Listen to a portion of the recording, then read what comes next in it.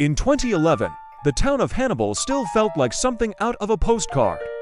Brick storefronts, church bells on Sunday mornings, the Mississippi River rolling quietly beyond the bluffs. It was the kind of place where people didn't lock their doors because nothing ever happened there. Until something did. Her name was Rachel Monroe. 27 years old, elementary school teacher. She lived alone in a white two-story rental on Maple Street, 3 blocks from the river.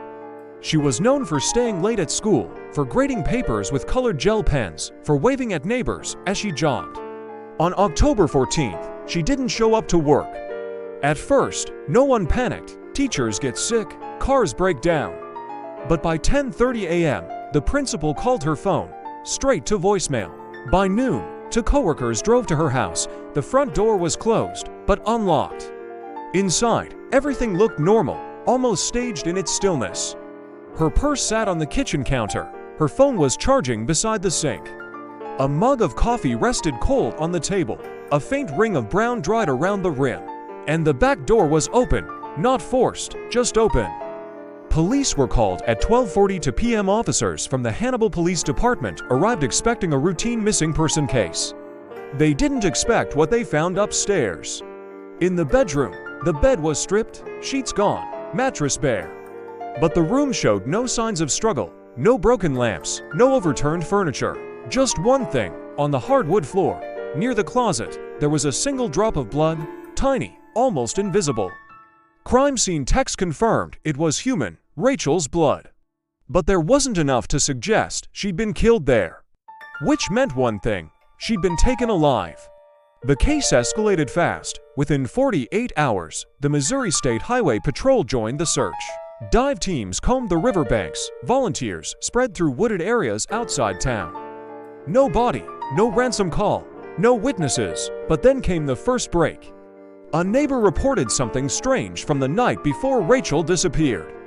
Around 11:30 p.m., he'd heard a car idling outside for nearly 20 minutes. When he looked out, he saw a dark-colored pickup truck parked across from her house.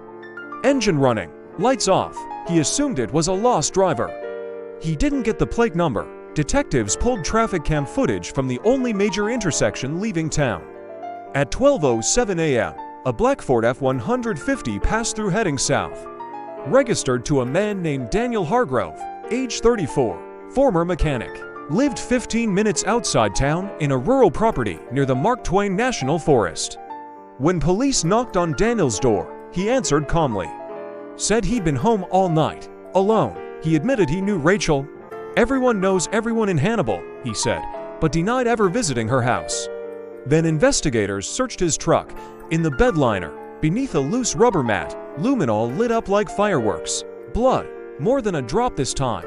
Forensics later confirmed it was Rachel's. Daniel was arrested immediately. But here's where the story twisted. When questioned, Daniel refused a lawyer. Instead, he asked for a pen and paper. He wrote one sentence. "You're looking in the wrong place." Detectives pressed him for hours. He never confessed, never explained the blood. Claimed someone must have planted it. Said he hadn't driven that route that night, even though traffic footage proved otherwise. Then he asked something chilling. "How long do you think she can survive in the dark?" The room went silent. Search teams shifted focus to rural properties Daniel had access to. Old barns, abandoned wells, storage units. 3 days later, cadaver dogs alerted near an old storm cellar on a derelict farm Daniel's uncle used to own. Inside the cellar, investigators found restraints bolted into the concrete wall. Fresh scrape marks, a woman's scarf, Rachel's scarf.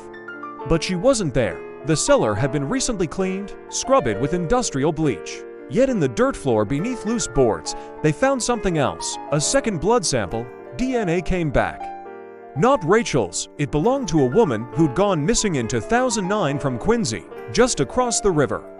Her case had gone cold. Now, 2 disappearances were connected.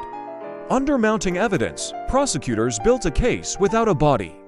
The truck, the blood, the storm cellar, the traffic cam footage, the neighbor's testimony. But they still didn't know where Rachel was, or if she was alive.